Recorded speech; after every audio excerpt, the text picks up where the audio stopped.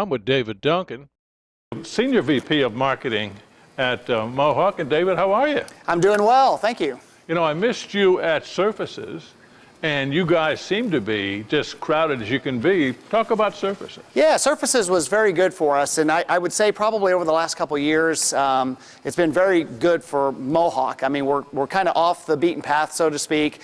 We have our own dedicated space, but with the introduction of our Smart Strand collection and some of the new introductions in Armor Max with laminate and hardwood, our space was very crowded. Mm-hmm.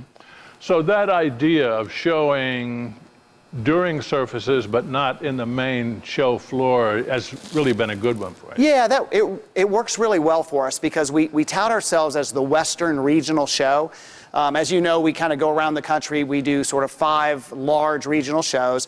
The benefit of doing that is we get, of course, our sales management from the West, as well as local territory managers to really work with the independent retailers. So you get closer to the customer, more intimate time to spend with them, and it works very well for us. But I suspect at the same time you get people from the East and the Midwest and everywhere, don't you? We do, and we have some extra people there, especially some of the corporate folks that kind of handle a lot of the overflow. But at the end of the day, the theory is how do we get closer to the customer, make sure that the representatives that's calling on that customer is there to be able to help them with the new introductions. So the key then, as compared with when you had a space on the floor, more intimate time, they can spend more time with the sales professional and perhaps the boss. Yeah, that's it. I think even if we were on the Surfaces floor, we would actually still tout ourselves as the Western Regional Show, and we send out invitations just to the folks in the West because so many more people are coming from the West anyway. So. I gotcha. What's your take on Surfaces, the show, comparing it with some of the previous years? Bigger or about the same? You know, I have to say, it was a little hard for me to tell. Within our showroom, I mean, we were very busy the entire time. I think with the advent of KBIS and the International Builder Show happening at the exact same time, just kind of across town, there were moments where I think Surfaces felt a little bit light, but probably in reality, they had the same number of attendees. It was just kind of going between 2 different markets. Now, did Mohawk have a situation where they had to be at more than one show at the same time? We did, yeah. So we had to be at the International Builder Show at the same time as Surfaces. So it was a little bit more taxing on some of our product teams and marketing teams, but we managed. So the whole situation with regionals in general, in that Surfaces is just one of the regionals. Yeah. How would you peg that? Has that been a really successful approach? Yeah, for us, it's been very successful. So, like I said, we do 5 to 6 large shows spread out between the East Coast and the West Coast. And again, the whole idea behind them is to make sure that we're getting closer to the customer, right? So within a 2-hour radius of those shows, we cover a substantial amount of the U.S. So we can draw from a lot of areas, get a lot of customers in. They're dealing with their local territory managers as well as district managers. So we found it to be very successful. So all told, would you say you see more retailers with that setup than you did before? Absolutely. Okay. Yeah, absolutely. Which is worth the price of admission right there, I guess. It is. It really is. Forever Clean. Yes. You rolled that out at Solutions. Yes. You had a big wing ding before that in Las Vegas with The Greatest Mutter. Yeah. Talk about the launch of that, and now that it's a month or so past that, how that whole thing has played out in the meantime. Okay, well, all I can say is welcome to the beginning of forever, right? So very successful launch for us. We've obviously taken it from Solutions to all of the large shows, all the way to Surfaces. As our customers come into contact with the idea behind Smart Strand Forever Clean, they see the demonstrations in terms of its spill protection, and of course its permanent stain resistance. They're overwhelmed. The fact that we connected the Toughest Mutter campaign to it just kind of brings it to life. So all in all, I'd say it's been very successful, very well received.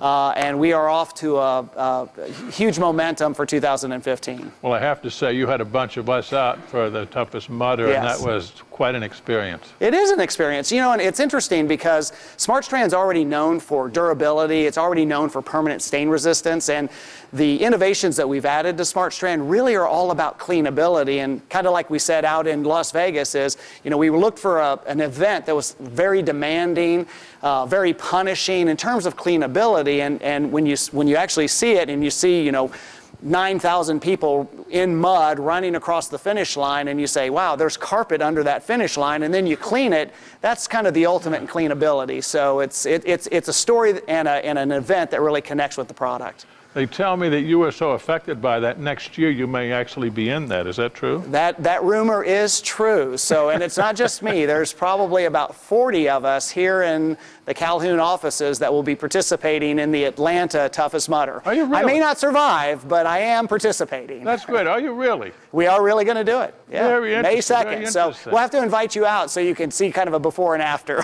Yeah, I would love to. Well, I was able to shoot the start of it. Oh yeah. But that was fantastic. I don't know if you had a chance to see that on the video. I but did. That was a lot of fun. It was outstanding. Yeah. Now, you talk to a lot of retailers. You've been talking to them all over the country Yes. since early December, I guess. Yes, that's correct. What's your take? What are they telling you is happening in their parts of the country? Well, I think overall, I mean, and I have to admit, I don't know if it's just the fact that I'm on the corporate side or not, but everyone's very optimistic about 2015, certainly 2016 and 17. You know, just one simple fact with consumer confidence being up, the fact that gasoline prices are actually down, which, you know, adds significantly to overall disposable income.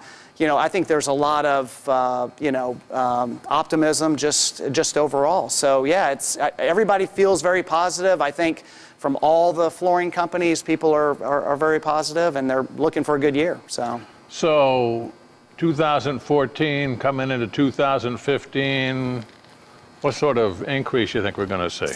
Well, okay, so I probably not a hockey stick in terms of recovery, but I'd say if GDP is at 2.5% to 3%, probably the flooring industry is going to be in that sort of 3 to 5% range. I think we'll do better than GDP. And I know it's in different pockets, but if you take the Atlanta market as an example and just look at all the construction that's going on, I think the builder business, the multifamily business is going to still remain very strong.